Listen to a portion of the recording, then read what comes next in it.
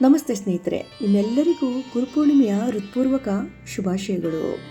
ನಮ್ಮ ಸನಾತನ ಸಂಸ್ಕೃತಿಯಲ್ಲಿ ಗುರುವಿಗೆ ದೇವರಿಗಿಂತಲೂ ಮಿಗಿಲಾದ ಸ್ಥಾನವಿದೆ. ಎತ್ತ ಪೋಷಕರು ನಮಗೆ ಈ ಜಗತ್ತನ್ನು ತೋರಿಸಿದರೆ ಆ ಜಗತ್ತಿನಲ್ಲಿ ನಾವು ಹೇಗೆ ಬದುಕಬೇಕು, ಯಶಸ್ಸು ಹೇಗೆ ಗಳಿಸಬೇಕು ಎಂದು ದಾರಿ ತೋರಿಸುವುದು ನಮ್ಮ ಗುರುಗಳು. ಇವತ್ತಿನ ಈ ಪವಿತ್ರ ದಿನದಂದು ಕಲಿಯುಗದ ಕಲ್ಪವೃಕ್ಷ ಮಂತ್ರಾಲಯದ ಶ್ರೀ ಗುರು ರಾಘವೇಂದ್ರ ಸ್ವಾಮಿಗಳು ಹಾಗೂ ಭಕ್ತರ ಕಷ್ಟಗಳನ್ನು ನಿವಾರಿಸುವ ದಯಾಮಯಿ ಶಿರಡಿ ಸಾಯಿಬಾಬಾ ಅವರನ್ನು ಸ್ಮರಿಸುವುದು ನಮ್ಮ ಬದುಕಿಗೆ ದೊಡ್ಡ ಶಕ್ತಿಯನ್ನು ತಂದು ಕೊಡುತ್ತದೆ. ಇವತ್ತಿನ ವಿಡಿಯೋದಲ್ಲಿ ಇದು ತುಂಬಾ ವಿಶೇಷವಾಗಿರುತ್ತದೆ. ಯಾಕೆಂದರೆ ಈ ವರ್ಷದ ಗುರುಪೂರ್ಣಿಮೆಯ ಮುಹೂರ್ತ ಯಾವಾಗ ಮತ್ತು ನಮ್ಮ ಆರಾಧ್ಯ ಗುರುಗಳಾದ ರಾಯರು ಹಾಗೂ ಸಾಯಿಬಾಬಾ ಅವರ ಪೂಜೆಯನ್ನು ಮನೆಯಲ್ಲೇ ಶ್ರದ್ಧೆಯಿಂದ ಹೇಗೆ ಆಚರಿಸಬಹುದು, ಪೂಜೆಯ ಸಮಯದಲ್ಲಿ ಯಾವ ಮಂತ್ರಗಳನ್ನು ಹೇಳಬೇಕು ಮತ್ತು ಈ ದಿನ ಯಾವ ತಪ್ಪುಗಳನ್ನು ಮಾಡಲೇಬಾರದು ಅನ್ನೋದನ್ನು ಸಂಪೂರ್ಣವಾಗಿ ತಿಳಿದುಕೊಳ್ಳೋಣ. ನೀವೇನಾದರೂ ರಾಯರ ಮತ್ತು ಬಾಬಾರ ಭಕ್ತರಾಗಿದ್ದರೆ ಕೂಡಲೇ ಈ ವಿಡಿಯೋಗೆ ಬಂದು ಲೈಕ್ ಮಾಡೋದನ್ನು ಮರಿಬೇಡಿ. ಹಾಗೆ ಕೊನೆ ತನಕ ವಿಡಿಯೋನ ನೋಡಿ. ಪ್ರತಿ ವರ್ಷ ಆಷಾಢ ಮಾಸದ ಹುಣ್ಣಿಮೆಯ ದಿನದಂದು ನಾವು ಗುರುಪೂರ್ಣಿಮೆಯನ್ನು ಆಚರಿಸುತ್ತೇವೆ. ಈ ವರ್ಷ ಅಂದರೆ 2026ರಲ್ಲಿ ಆಷಾಢ ಹುಣ್ಣಿಮೆ ತಿಥಿಯು ಜುಲೈ 28ರ ಸಂಜೆ 6:18ಕ್ಕೆ ಪ್ರಾರಂಭವಾಗಿ ಜುಲೈ 29ರ ರಾತ್ರಿ 8:05ಕ್ಕೆ ಮುಕ್ತಾಯವಾಗುತ್ತದೆ. ಉದಯ ತಿಥಿಯ ಆಧಾರದ ಮೇಲೆ ಬುಧವಾರ ಜುಲೈ 29, 2026ರಂದು ನಾವು ಗುರುಪೂರ್ಣಿಮೆಯನ್ನು ಆಚರಿಸುತ್ತೇವೆ. ಈ ದಿನದಂದು ಸೂರ್ಯೋದಯದಿಂದ ರಾತ್ರಿಯವರೆಗೆ ರಾಯರ ಮತ್ತು ಬಾಬಾರ ಪೂಜೆ ಹಾಗೂ ಮಂತ್ರ ಜಪ ಧ್ಯಾನ ಮಾಡಲು ಅತ್ಯಂತ ಶ್ರೇಷ್ಠ ಹಾಗೂ ಶುಭವಾದಂತಹ ಗಳಿಗೆಯಾಗಿದೆ. ಈಗ ನೀವು ನೋಡುತ್ತಿರುವಂತಹ ರೀತಿಯಲ್ಲಿ ಮನೆಗಳಲ್ಲೂ ಕೂಡ ಶ್ರೀ ರಾಘವೇಂದ್ರ ಸ್ವಾಮಿಗಳು ಮತ್ತು ಶಿರಡಿ ಸಾಯಿಬಾಬಾರವರ ಫೋಟೋಗಳನ್ನು ಇಟ್ಟು ಅತ್ಯಂತ ಸರಳವಾಗಿ ಮತ್ತು ಭಕ್ತಿಯಿಂದ ಪೂಜೆ ಮಾಡುವುದು, ಅದನ್ನು ಹೇಗೆ ಮಾಡುವುದು ಅಂತ ಹಂತ ಹಂತವಾಗಿ ತಿಳಿದುಕೊಳ್ಳೋಣ.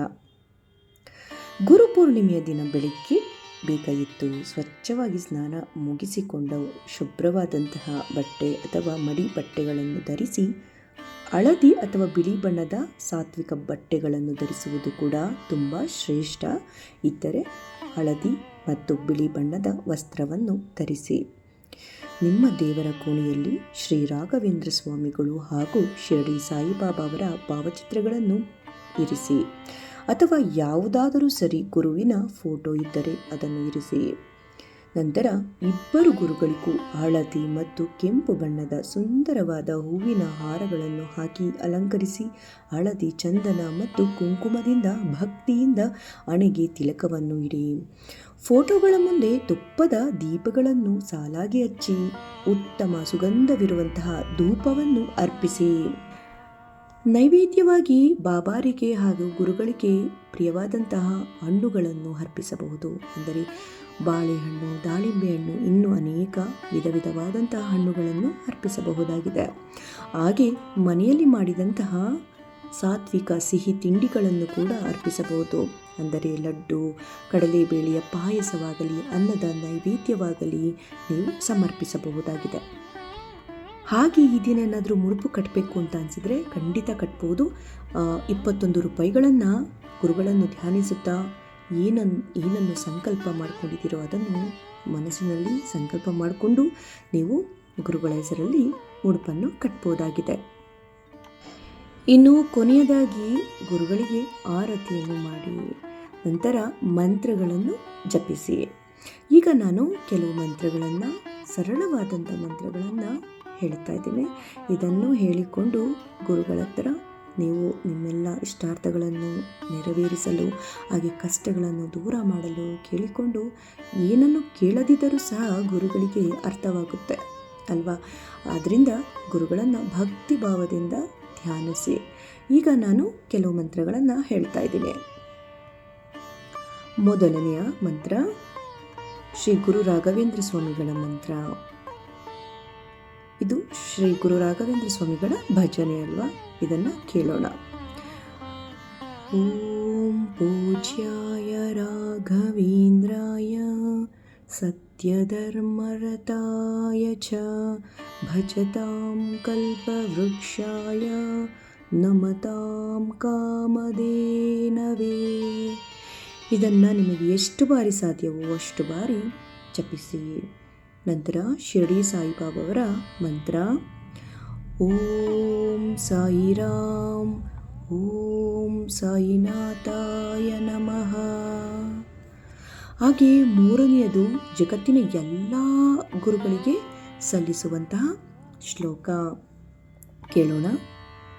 ಗುರು ಬ್ರಹ್ಮ ಗುರು ವಿಷ್ಣು ಗುರುದೇವೋ ಮಹೇಶ್ವರ ಗುರು ಸಾಕ್ಷಾತ್ ಪರಬ್ರಹ್ಮ ತಸ್ಮೈ ಶ್ರೀ ಗುರವೇ ನಮಃ. ಈ ಮಂತ್ರಗಳನ್ನು ಜಪಿಸುವುದರಿಂದ ಮನೆಯಲ್ಲಿರುವಂತಹ ಎಲ್ಲ ನಕಾರಾತ್ಮಕ ಶಕ್ತಿಗಳು ದೂರವಾಗುತ್ತವೆ, ವಾಸ್ತುದೋಷ ನಿವಾರಣೆಯಾಗುತ್ತದೆ, ಮಾನಸಿಕ ಒತ್ತಡಗಳೆಲ್ಲವೂ ದೂರವಾಗಿ ನೆಮ್ಮದಿ ಲಭಿಸುತ್ತದೆ. ಸ್ನೇಹಿತರೆ, ಈ ಪವಿತ್ರ ದಿನದಂದು ನಾವು ಕೆಲವು ಮುಖ್ಯವಾದ ನಿಯಮಗಳನ್ನು ಪಾಲಿಸಬೇಕು. ಏನು ಮಾಡಬೇಕು ಅನ್ನೋದನ್ನು ನೋಡೋಣ. ಮೊದಲನೆಯದು, ಬೆಳಗ್ಗೆ ಎದ್ದ ತಕ್ಷಣ ನಿಮ್ಮ ತಂದೆ ತಾಯಿಯರ ಕಾಲಿಗೆ ಬಿದ್ದು, ಅಂದರೆ ಪಾದ ಮುಟ್ಟಿ ಆಶೀರ್ವಾದ ತೆಗೆದುಕೊಳ್ಳಿ. ಈ ದಿನ ಸಾಯಿಬಾಬಾವರ ಸಾಯಿ ಸಚ್ಚರಿತ್ರೆ ಗ್ರಂಥವನ್ನು ಅಥವಾ ರಾಯರ ಚರಿತ್ರೆಯನ್ನು ಓದುವುದು ಕೇಳುವುದು ತುಂಬ ಒಳ್ಳೆಯದು. ಹಾಗೆ ವಿದ್ಯಾರ್ಥಿಗಳಿಗೆ ಅನ್ನದಾನ ಪುಸ್ತಕಗಳನ್ನು ಕೊಡಿ. ಹಾಗೆ ನಿಮಗೆ ಪ್ರಾಣಿಗಳನ್ನು ಕಂಡಾಗ, ಹಸು ನೋಡಿದರೆ, ನಾಯಿಗಳನ್ನು ನೋಡಿದರೆ ಅವುಗಳಿಗೆ ಆಹಾರವನ್ನು ನೀಡಿ. ಹಾಗೆ ನೀರನ್ನು ಸಹ ಕೊಡಿ. ಮತ್ತು ಯಾರಾದರೂ ಬಡವರನ್ನು ನೋಡಿದಾಗ ಅವರಿಗೆ ಅಗತ್ಯವಾದಂತಹ ವಸ್ತುಗಳನ್ನು ಕೊಡಿಸುವುದು ಮತ್ತು ಅನ್ನದಾನವನ್ನು ಮಾಡುವುದು ಕೂಡ ಶ್ರೇಷ್ಠ. ನಿಮಗೆ ಏನು ಸಾಧ್ಯವೋ ಅದನ್ನು ನೀವು ಸಹಾಯ ಮಾಡಬಹುದು. ಹಾಗೆ ಈ ಪವಿತ್ರ ದಿನದಂದು ಮನೆಯಲ್ಲಿ ಕಡ್ಡಾಯವಾಗಿ ಮಾಂಸಾಹಾರ, ಈರುಳ್ಳಿ, ಬೆಳ್ಳುಳ್ಳಿ ಹಾಗೂ ಮದ್ಯಪಾನವನ್ನು ಬಳಸಬಾರದು. ಸಂಪೂರ್ಣ ಸಾತ್ವಿಕವಾಗಿ ಇರಬೇಕಾಗುತ್ತದೆ. ಯಾವುದೇ ಕಾರಣಕ್ಕೂ ನಿಮ್ಮ ಶಿಕ್ಷಕರನ್ನು, ಹಿರಿಯರನ್ನು ಅಥವಾ ಗುರುಗಳನ್ನು ಮನಸ್ಸಿನಲ್ಲೂ ಸಹ ಬೈದುಕೊಳ್ಳಬಾರದು. ಅವರ ಮನಸ್ಸಿಗೆ ನೋವುಂಟು ಮಾಡಬಾರದು. ಮನೆಗೆ ಬರುವ ಭಿಕ್ಷುಕರನ್ನು ಅಥವಾ ಬಡವರನ್ನು ಅಥವಾ ಪ್ರಾಣಿಗಳನ್ನು ಹಾಗೆ ಕಳಿಸಬೇಡಿ. ಬರಿಗೈಲಿ ಕಳಿಸಬೇಡಿ. ಅವರಿಗೆ ಗೌರವ ನೀಡಿ ನಿಮ್ಮ ಕೈಲಾದಷ್ಟು ಏನಾದರೂ ದಾನ ಮಾಡಿ. ಕೊನೆಯದಾಗಿ ಸ್ನೇಹಿತರೆ, ಇವತ್ತಿನ ಡಿಜಿಟಲ್ ಯುಗದಲ್ಲಿ ನಮಗೆ ಇಂಟರ್ನೆಟ್ ಮಾಹಿತಿಯ ಏನೇ ಸಿಗಬಹುದು. ಆದರೆ ಸಂಸ್ಕಾರ ಕೊಡೋದು ಗುರುಗಳು ಮಾತ್ರ. ಅವರ ಆಶೀರ್ವಾದ ತುಂಬ ನಮಗೆ ಮುಖ್ಯ. ಈ ಗುರುಪೂರ್ಣಿಮೆಯ ದಿನ ನಮ್ಮ ಆರಾಧ್ಯ ದೈವರಾದಂತಹ ರಾಯರು ಮತ್ತು ಬಾಬಾರ ಕೃಪೆ ನಿಮ್ಮ ಹಾಗೂ ನಿಮ್ಮ ಕುಟುಂಬದ ಮೇಲೆ ಸದಾ ಇರಲಿ. ಇನ್ನು ಗುರುಗಳ ಬಗ್ಗೆ ನನ್ನ ವೈಯಕ್ತಿಕವಾಗಿ ನಾನು ಏನು ಹೇಳೋದು ಅಂದರೆ, ಅವರಿಗೆ ಭಕ್ತಿ ಮಾತ್ರ ಮುಖ್ಯ. ಹಾಗೆ ನಾವು ಮಾಡುವಂತಹ ಕೆಲಸ ಪ್ರಾಣಿ ಪಕ್ಷಿಗಳಿಗೆ ಆಗಲಿ, ಬಡವರಿಗೆ ಆಗಲಿ, ನಿರ್ಗತಿಕರಿಗೆ ಅಥವಾ ಯಾರಿಗಾದರೂ ಅಗತ್ಯ ಇರುವವರಿಗೆ ನಮ್ಮ ಕೈಲಾದಷ್ಟು ಸಹಾಯ ಮಾಡಿದರೆ ಅದು ಗುರುಗಳಿಗೆ ತುಂಬ ಇಷ್ಟ ಆಗುತ್ತೆ. ಇಷ್ಟು ಹೇಳ್ತಾ ನಾನು ಈ ಒಂದು ವಿಡಿಯೋನ ಇಲ್ಲಿಗೆ ಎಂಡ್ ಮಾಡ್ತಾ ಇದ್ದೀನಿ. ಈ ಸುಂದರ ಮಾಹಿತಿ ಮತ್ತು ಪೂಜೆಯ ಇವೆಲ್ಲ ಮಾಹಿತಿ ವಿಡಿಯೋ ನಿಮಗೆ ಇಷ್ಟ ಆಗಿದ್ದರೆ ದಯವಿಟ್ಟು ಲೈಕ್ ಮಾಡಿ. ನಿಮ್ಮ ಒಂದು ಸ್ನೇಹಿತರಿಗೆ ಅಥವಾ ಇನ್ನೂ ಯಾರಿಗಾದರೂ ಸರಿ ಶೇರ್ ಮಾಡಿ. ಹಾಗೆ ನಿಮ್ಮ ಅನಿಸಿಕೆಗಳನ್ನು ಕಮೆಂಟ್ ಬಾಕ್ಸಲ್ಲಿ ತಿಳಿಸಿ. ಹಾಗೆ ಓಂ ಸಾಯಿರಾಮ್ ಮತ್ತು ಓಂ ಶ್ರೀ ಗುರು ರಾಘವೇಂದ್ರಾಯ ನಮಃ ಎಂದು ಬರೆಯಿರಿ. ಇದೇ ರೀತಿಯ ಮತ್ತಷ್ಟು ಆಧ್ಯಾತ್ಮಿಕ ವಿಡಿಯೋಗಳಿಗಾಗಿ ನಮ್ಮ ಚಾನಲ್ನ ಫಾಲೋ ಮಾಡ್ತಾ ಇರಿ. ಸಬ್ಸ್ಕ್ರೈಬ್ ಆಗದಲ್ಲೇ ನೋಡ್ತಿದ್ರೆ ಸಬ್ಸ್ಕ್ರೈಬ್ ಆಗಿ. ಮತ್ತೊಮ್ಮೆ ಎಲ್ಲರಿಗೂ ಗುರುಪೂರ್ಣಿಮೆಯ ಹಾರ್ದಿಕ ಶುಭಾಶಯಗಳು. ಈ ಒಂದು ವಿಡಿಯೋ ನೋಡಿದ್ದಕ್ಕಾಗಿ ಎಲ್ಲರಿಗೂ ಧನ್ಯವಾದಗಳು.